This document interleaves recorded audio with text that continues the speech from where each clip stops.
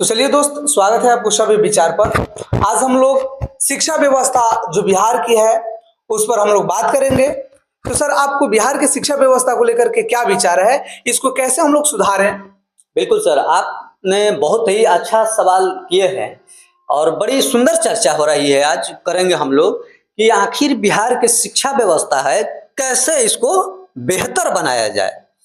तो सबसे पहले मैं साथियों यही बताना चाहता हूँ, पूरी आवाम को यही कहना चाहता हूँ कि बिहार के शिक्षा व्यवस्था बेहतर बनाने के लिए सामान्य शिक्षा प्रणाली लागू करना पड़ेगा। सामान्य शिक्षा प्रणाली अगर लागू हो जाता है तो हम लोग का बेहतर शिक्षा मिल सकता है। अगर सामान्य शिक्षा प्रणाली लागू नहीं होगा तो इसी तरह से दोहरे चरित्र की शिक्षा हम लोग के देश में, राज्य में लागू रहेगा। तो ये सर कैसे लागू हो सकता है? गरीब का लड़का सरकारी स्कूल में जा रहा है और जो अमीर का लड़का है वो सीबीएसई बोर्ड के लिए जा करके पढ़ रहा है। लेकिन जो 25% का वहाँ पर रिजर्वेशन है, जिसमें गरीब बच्चों को फ्री में मतलब दिया जाए और उसका सरकारी तरीका से मतलब पैसा मिलेगा, जो प्राइवेट स्कूल है। जी जी जी, जैसे कि आपने सवाल किया कि 25% को लेकर के, तो ये बिहार सरकार के द्वारा ये आरक्षण दिया गया है कि प्राइवेट विद्यालयों में वो गरीब के बच्चे जाकर के 25% कोटे के तहत अपना एडमिशन ले सकते हैं। लेकिन मैं पूरे दावे के साथ कह सकता हूं कि बिहार के जितने प्राइवेट स्कूल हैं, आप लोग जा करके पता कर लीजिएगा, जो भी बिहार के प्राइवेट स्कूल हैं वो 25% के जो रिजर्वेशन वाला बात है वो फॉलो नहीं करते हैं। एक दो एडमिशन कर लेते हैं, उसके बाद सारा पैसा लेकर के एडमिशन करते हैं लोग। ये पता करने की जरूरत है सर।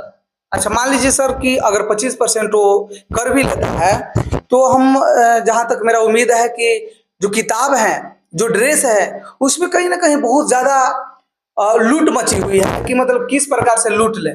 ये वो किताब जो हम एनसीईआरटी का खरीदते हैं 50 रुपया 100 रुपये का, वही हम किताब अगर सीबीएसई बोर्ड में जाकर के खरीदें तो 600 700 कोई 1000 रुपये का बुक आ रहा है।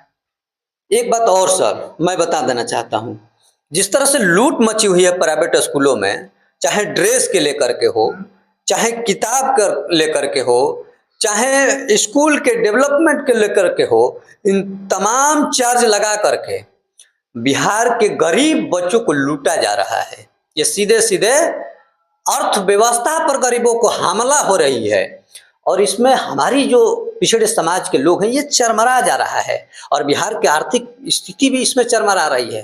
कारण यही है कि प्राइवेट स्कूल लूट रहा है। लोग लूटने क्या है, तो वही जैसे किताब हुआ तो 7-8 हजार का बुके हो जाए तो 7-8 हजार का तो बुक ही हो जाता है बच्चा का।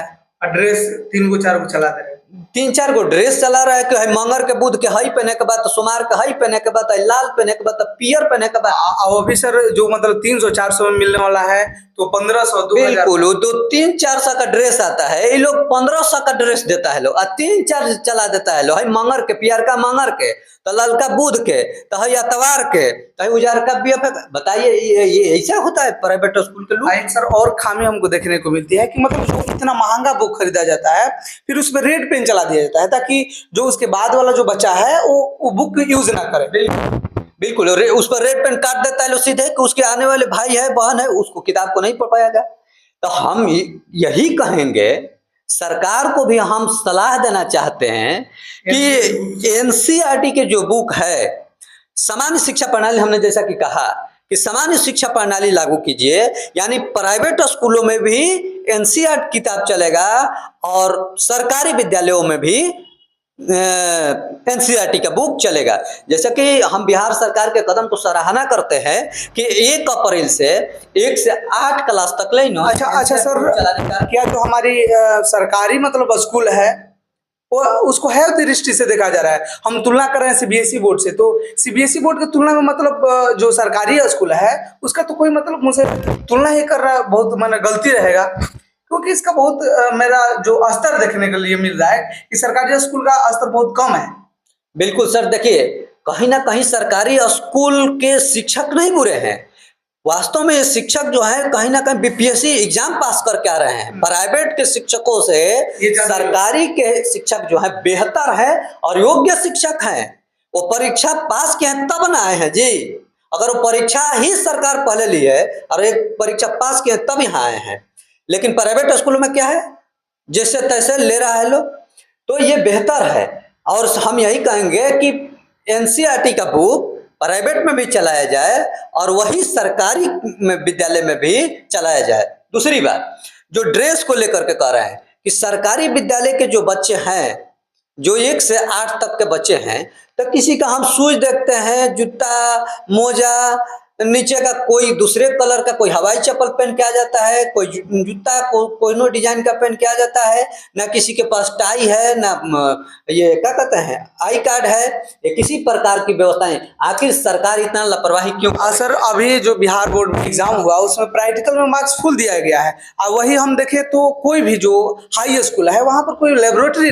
बेहतर बात तो मजे की बात तो अभी पूछती है यार, ये मजे की बात तो अब पूछें कि बिहार के जितने सरकारी विद्यालय हैं उन विद्यालयों में जहां लेबोरेटरी नहीं है, जहां प्रयोगशाला नहीं है, वहां के बच्चों को फुल प्रैक्टिकल में नंबर दिया गया है और वो बच्चे बिहार में टॉप पर गए हैं। वाह रे बिहार की शिक्षा व्यवस्था, यही तो है बिहार की शिक्षा व्यवस्था। सबसे पहले लाइब्रेरी, उसके बाद ये लेबोरेटरी, प्रयोगशालाएं। सरकारी विद्यालयों को डिजिटल बनाइए ना सर, सरकारी विद्यालय को डिजिटलीकरण करिए, अधिक से अधिक बच्चों को डिजिटल बनाइए। सर हम एक शिक्षक के पक्ष में एक बात करेंगे कि शिक्षकों का जो वेतन है 3-4 महीना 5 महीना तक रोक दी जा रही है, तो अभी तो डिमोटिवेट हो जाते होंगे, जो काम करना चाह रहे होंगे तो नहीं कर पा रहे। बताइए, जहां प्राइवेट में हर महीने वेतन मिल जाता है, वहीं सरकारी स्कूलों में 4 महीने पर वेतन मिलता है। तो ये कभी चुनाव में भेज देगा लो, कभी 4 महीना वेतन रोक देगा लो, कहीं दूसरे कामों में लगा देगा लो। शिक्षा का केवल और केवल एक काम होना चाहिए, कान खोल के सुन लीजिए सरकार में बैठे लोग, शिक्षक का केवल काम है पढ़ाना, और शिक्षक का काम दीजिए केवल और केवल पढ़ाने का, तब जाकर के बिहार के सरकारी विद्यालयों का शिक्षा व्यवस्था है जो बेहतर हो सकता है। ये मेरा पर्सनल सुझाव है सरकार के लिए। अच्छा सर, केंद्र सरकार जो काम करती है ज़्यादा मुझे लगता है कि धार्मिक चीज़ों पर ज़्यादा काम करती है, अगर वो शिक्षा व्यवस्था पर काम करेगी तो क्या हमारा देश विश्व गुरु कहने लायक रहेगा? बिल्कुल बिल्कुल बिल्कुल। धार्मिक कर्मकांडों से बच करके, पाखंड, अंधविश्वास, ढोंग से बच करके जो हम ये धार्मिक चीजों में खर्च कर रहे हैं, उसको हम शिक्षा पे खर्च करें, स्वास्थ्य पे खर्च करें, रोजगार पे खर्च करें, फैक्ट्री लगाएं, निश्चित तौर पर बिहार की शिक्षा व्यवस्था, दासा और दिशा सब कुछ बदल जाएगा।